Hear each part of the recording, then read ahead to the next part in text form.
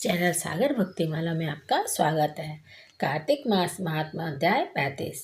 इतनी कथा सुनकर सभी ऋषियों ने सूत जी से पूछा कि हे सूत जी, अब आप हमें तुलसी विवाह की विधि के बारे में भी बताइए।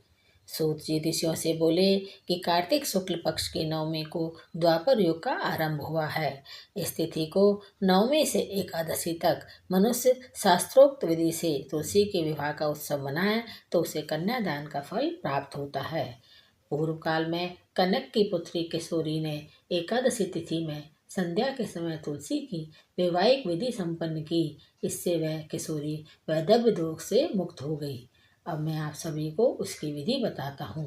सर्वप्रथम 1 तोला सोने अथवा अपनी शक्ति के अनुसार आधे या चौथाई तोले की भगवान की श्री विष्णु जी की प्रतिमा बनवा लें। फिर तुलसी और भगवान विष्णु जी की प्रतिमा में प्राण प्रतिष्ठा करके षोडशोपचार से पूजा करें। पहले देश काल का स्मरण करके गणेश पूजन करें, फिर पुण्य वाचन कराकर नांदी श्राद्ध करें। तत्पश्चात वेद मंत्रों के उच्चारण और बाजे आदि की ध्वनि के साथ भगवान विष्णु की प्रतिमा को तुलसी जी के निकट लाकर रखें। प्रतिमा को वस्त्रों से आच्छादित करना चाहिए। उस समय भगवान का आह्वान कर यह कहते हुए करें, भगवान केशव आइए देव, मैं आपकी पूजा करूँगा, आपकी सेवा में तुलसी को समर्पित करूँगा, आप मेरे संपूर्ण मनोरथों को पूर्ण करें। इस प्रकार आह्वान के पश्चात 3 बार अर्ध पाद और विष्टर का उच्चारण करके इन्हें बारी बारी से भगवान को समर्पित करें। फिर आचमनीय पद का 3 बार उच्चारण करके भगवान को आचमन कराएं।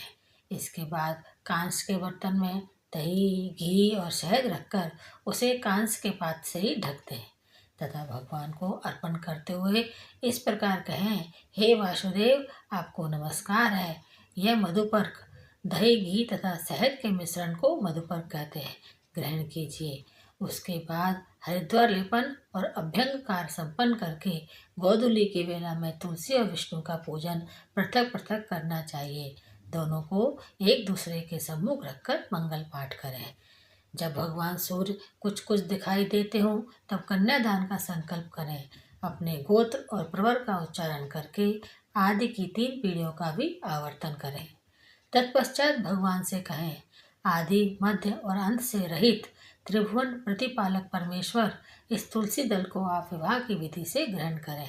यह पार्वती के बीच से प्रकट हुई है, वृंदा की भस्म में स्थित रही है तथा आदि मध्य और अंत से शून्य है। आपको तुलसी बहुत ही प्रिय है, अतः इसे मैं आपकी सेवा में अर्पित करता हूँ। मैंने जल के गणों से सींचकर और अन्य प्रकार की सेवाएं करके इसे अपनी पुत्री की भांति पाला, पोसा और बढ़ाया है। आपकी प्रिया तुलसी मैं आपको दे रहा हूँ, प्रभु आप इसे ग्रहण करें। इस प्रकार तुलसी का दान करके तुलसी और भगवान श्री विष्णु की पूजा करें। विवाह का उत्सव मनाएं। सुबह होने पर पुनः तुलसी और विष्णु जी का पूजन करें।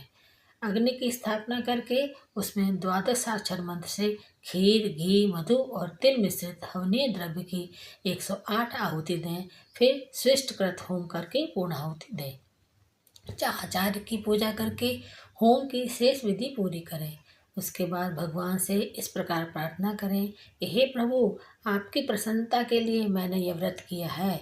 जनार्दन, इसमें जो न्यूनता हो वह आपके प्रसाद से पूर्णता को प्राप्त हो जाए। यदि द्वादशी में रेवती का चौथा चरण बीत रहा हो तो उस समय पारण ना करें। जो उस समय भी पारण करता है वह अपने व्रत को निष्फल कर देता है।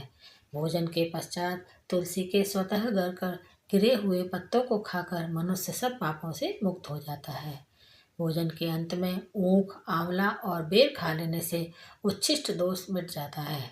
तदंतर भगवान का विसर्जन करते हुए कहें कि हे भगवान, आप तुलसी के साथ वैकुंठ धाम में पधारें। प्रभु, मेरे द्वारा की गई हुई पूजा ग्रहण करके आप सदैव संतुष्टि करें। इस प्रकार देवेश्वर विष्णु का विसर्जन कर मूर्ति आदि सब सामग्री आचार्य को अर्पण करें। इससे मनुष्य कृतार्थ हो जाता है। यह विधि सुनाकर सूत जी ने ऋषियों से कहा, हे ऋषियों, इस प्रकार जो मनुष्य श्रद्धापूर्वक सत्य, शांति और संतोष को धारण करता है, भगवान श्री विष्णु को तुलसी दल समर्पित करता है, उसके सभी पापों का नाश हो जाता है। वह संसार के सुखों को भोगकर अंत में विष्णु लोक को प्राप्त करता है। हे ऋषिवरों, यह कार्तिक महात्म सब रोगों और संपूर्ण पापों का नाश करने वाला है। जो मनुष्य इस महात्म को भक्ति पूर्वक पढ़ता है और जो सुनकर धारण करता है, वह सब पापों से मुक्त हो जाए भगवान श्री विष्णु लोक के जाता है। जिसकी बुद्धि खोटी हो तथा जो श्रद्धा से हीन हो, ऐसे किसी भी मनुष्य को यह महात्म्य नहीं सुनाना चाहिए। भगवान श्री विष्णु की असीम अनुकंपा के कारण ही इति श्री कार्तिक मास महात्म का 35वां अध्याय संपन्न हुआ। भगवान श्री विष्णु जी सबका कल्याण करें। ओम नमो भगवते वासुदेवाय नमः। मेरे चैनल को सब्सक्राइब जरूर करें। धन्यवाद।